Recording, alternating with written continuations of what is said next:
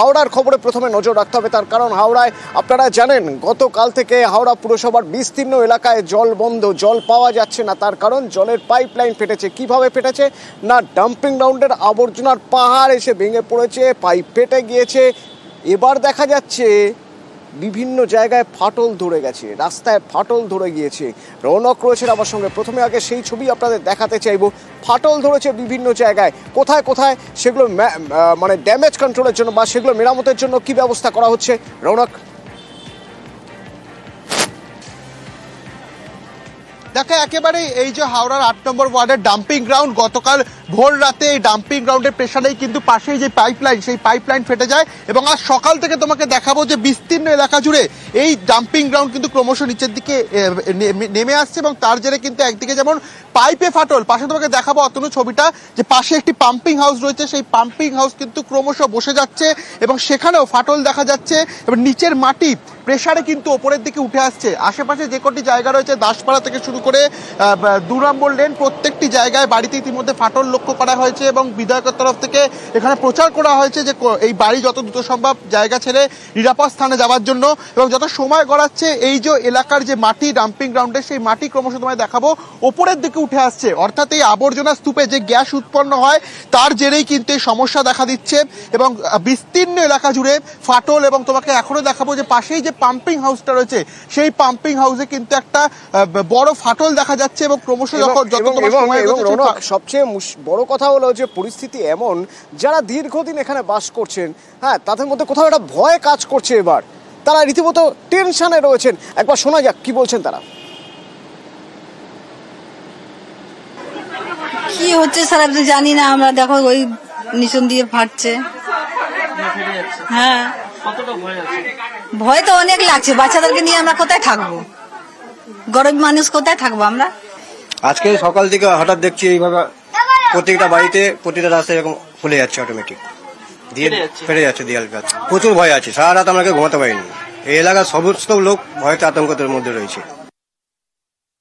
অনেক ভয় লাগছে স্যার, মানে থাকতে পারছি না আমরা। মানে কি গ্যাস দিয়ে মানে সেখানে দেখছি বাড়িটা পুরো হেলিয়ে যাচ্ছে, পুরো বাড়িটা ফেটে যাচ্ছে, রাস্তাটা উঠে যাচ্ছে। মানে মানুষটা যাবার জন্য ভয় করছে যে কি করে যাব, না কখন কি ঘটনা কি ঘটতে পারে। রাত ভর ঘুমানো যাচ্ছে না, কারেন্টও নেই, জলও নেই, জল খেতে পাচ্ছি না। এটা বিশাল বড় অ্যাক্সিডেন্ট। অলরেডি এই ভাগাড় দেখছেন, ভাগাড়ে কিন্তু ধস নামা শুরু হয়েছে। সমস্ত দোকান, সমস্ত এখানকার নাগরিক পাবলিককে আমরা সরে যেতে, হাত জোর করে সরে যেতে অনুরোধ করেছি। বাঁচলে পরে জীবনে সবকিছু পাওয়া যাবে। রৌনক, দুটো বিষয়। প্রথমত, এই যে ধস নামার কাজ শুরু হয়েছে, এইটা আটকাতে হবে যে করেই হোক। তো তার জন্য কি প্রক্রিয়া রয়েছে, কিভাবে কাজ করছে পুরসভা? তার চেয়েও বড় কথা হলো, এই যারা ভয়ে রয়েছে, বলছেন বাচ্চা কাচ্চা নিয়ে কোথায় যাব জানি না, তাদের তো একটা যাওয়ার জায়গা দরকার, তাদের একটা পুনর্বাসন, একটা শেল্টারের দরকার। সে ব্যাপারেই বা কি ভাবছে পুরো কর্তৃপক্ষ?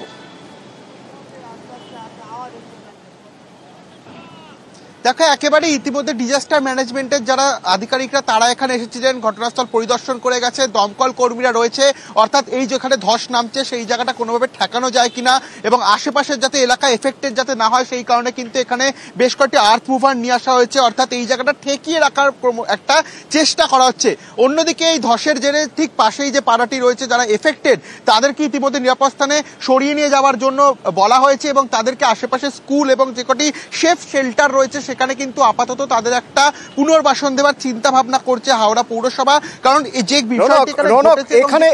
এখানে আরেকটা জিনিস গুরুত্বপূর্ণ, এই আবর্জনার স্তূপ পুরো পাহাড় ভেঙে পড়ার জন্য বা ধসে যাওয়ার জন্য গতকাল ভয়ঙ্কর এক ঘটনা ঘটে গেছে। জলের পাইপ গেছে ফেটে। যে জলের পাইপ সারা রাত চেষ্টা করেও মেরামত করা যায়নি, নতুন করে এখন আবার ধস। সেক্ষেত্রে কিভাবে মেরামত করার কথা ভাবা হচ্ছে, তার কারণ বহু অন্তত 12 থেকে 15টি ওয়ার্ডের মানুষ জলবিহীন কাটিয়েছেন গতকাল, আজও সম্ভবত সেভাবেই কাটাতে হবে।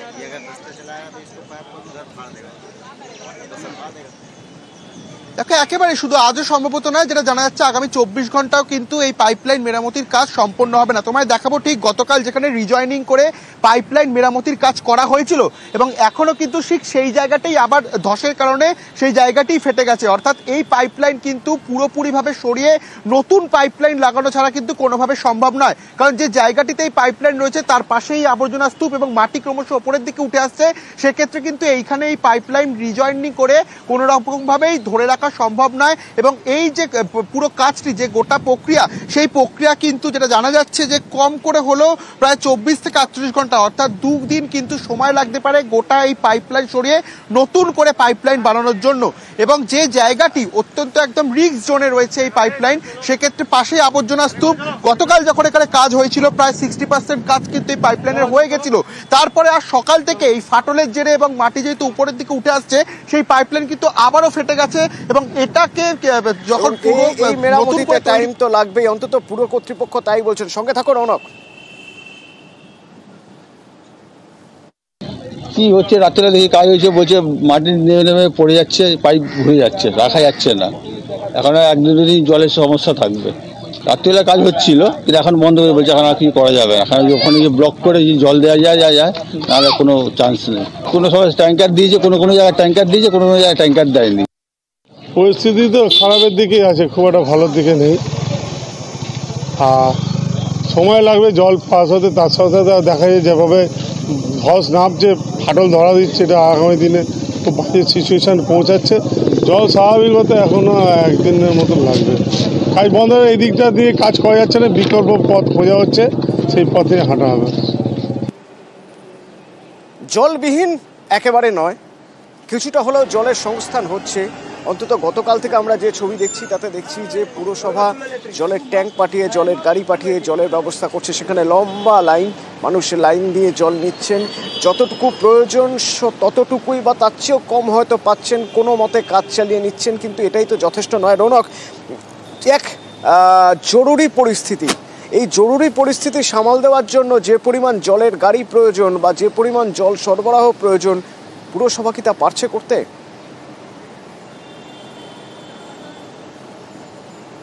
দেখো পুরসভা কিন্তু তাদের যথার্থ চেষ্টা করছে, কিন্তু গতকাল রাত্রিবেলা আমরা দেখেছিলাম প্রায় প্রত্যেকটি ওয়ার্ডে এই জলের ট্যাঙ্কার পাঠানো হয়েছিল। 2 থেকে 3 ঘন্টার মধ্যে সেই ট্যাঙ্কারের জল শেষ হয়ে গেছিল। এটাই স্বাভাবিক, কারণ প্রায় উত্তর হাওড়ার 12টি ওয়ার্ড এফেক্টেড, 25 থেকে 30 হাজার মানুষের বসবাস বা তারও বেশি। সেক্ষেত্রে ট্যাঙ্কার পাঠিয়ে কিন্তু এখানে কোনো রকমভাবে পার্মানেন্ট সলিউশন হতে পারে না জল সরবরাহের। যতক্ষণ না পর্যন্ত এই পাইপলাইন ঠিক হচ্ছে ততক্ষণ পর্যন্ত কিন্তু একটা স্থায়ী যে একদম সলিউশন তা কিন্তু পৌরসভা করতে পারছে না। তারা জলের ট্যাঙ্কার পাঠিয়ে ইতিমধ্যে প্রত্যেকটি ওয়ার্ডের বাসিন্দাদের কাছে জল পৌঁছে দিচ্ছে এবং সেই জল কিন্তু গতকাল থেকে আজ পর্যন্ত দেওয়া হয়েছে তা পর্যাপ্ত নয়। সেই কারণেই যে বাইরে জলের দোকানগুলি রয়েছে সেখানেও একটা অস্বাভাবিক লাইন দেখা যাচ্ছে এবং যতক্ষণ না পর্যন্ত এই পাইপলাইন অর্থাৎ এই বুস্টার স্টেশনের যে পাইপলাইন, সেই পাইপলাইনের কাজ সম্পূর্ণ হচ্ছে ততক্ষণ পর্যন্ত কিন্তু এই এফেক্টেড যে ওয়ার্ডগুলো রয়েছে উত্তর হাওড়া পৌরসভার বেলগাছিয়ার এবং শিবপুরের, এই ওয়ার্ডগুলোয় কিন্তু পর্যাপ্তভাবে জল সরবরাহ করা কোনোভাবেই সম্ভব নয়। যতটা পৌরসভা পাচ্ছে তারা কিন্তু জলের ট্যাঙ্কার করা সম্ভব। পুরসভা নিশ্চয়ই এই নিয়ে ভাবনা চিন্তা করছে, পুরো কর্তৃপক্ষ। রৌনক, আমার মনে হয় নিয়ে নিশ্চয়ই ভাবনা চিন্তা শুরু করেছে কাল থেকে এবং হয়তো খুব দ্রুত কোনো পদক্ষেপ আমরা দেখতে পারবো। ধন্যবাদ। পয়সা দিয়ে জল কিনে জলে খাবার জল খেতে হচ্ছে, জলের ক্রাইসিস হবে। আর না আছে চাপাকল তো কবেই বন্ধ হয়ে গেছে, কিছু কারণে কর্পোরেশন যা প্রতিশ্রুতি দিয়েছে নাকি আজকে আপনার 4টের মধ্যে নাকি হাওড়ায় কিছু কিছু ওয়ার্ডে জল চালু করবে, যেটা শোনা কথা। এবার আজও যতক্ষণ না পাচ্ছি বুঝতে পারছি না। এইখানে কিনবো, জল কিনে খাবো রান্না করার জন্যে, পাবলিক মরে যাবে তো গরমে। কিনে কি কত সম্ভব, কারোর পয়সা আছে কারোর নেই। এই হ্যাঁ দিচ্ছে, এবার দূরে যারা থাকে তারা কি করে জানবে যে ট্যাঙ্কি এসছে? তাদেরকে তো অ্যালাউন্স করতে হবে যে ট্যাঙ্কি এসছে, তোমরা জল নিতে যাও। এক বর্ষাকালে 6 মাস ডুবে থাকে আর জল কালকে সকাল থেকে যে জল নেই, জনসাধারণের হুঁশ নেই। গাড়িতে একটু আগে এসছে, এখনো ওদিকে যায় না। না না, ওদিকে এখনো নেই। আমরা চাই সমাধান, আমার নয় সবাই। কালকে সারাদিন জল পাইনি, জল আসেনি তো কোথা থেকে পাবো? এমনই অবস্থা। এই যে আমরা এমনি কি এখানে বালতি বালতি নিয়ে এসেছি, কত দূর থেকে জল নিয়ে এসে কত কাজ করবো? এক একটা বাড়িতে এক একটা ফ্যামিলিতে 500 টাকা করে লোক, কত জল চাই বলুন তো আপনারা? এটা একটা বিশাল বড় মানে কপাল দুর্ভাগ্য থাকলে এটা আমাদের হয় যে হঠাৎ করে ভাগাড়ে ধস নামতে শুরু করে দিচ্ছে। ধসের চাপ, এই যে কি বিশাল চাপ, সেটা আমরা নিজেরা ভুক্তভোগী দেখতে পাচ্ছি।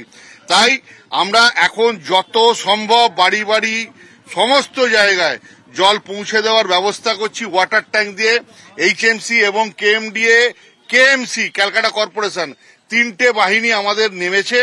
আমরা বাড়ি বাড়ি জল পৌঁছচ্ছি। আমাদের 24 থেকে 30-35 ঘন্টা লাগবে ওই সাপ্লাই লাইনটা শুরু করতে।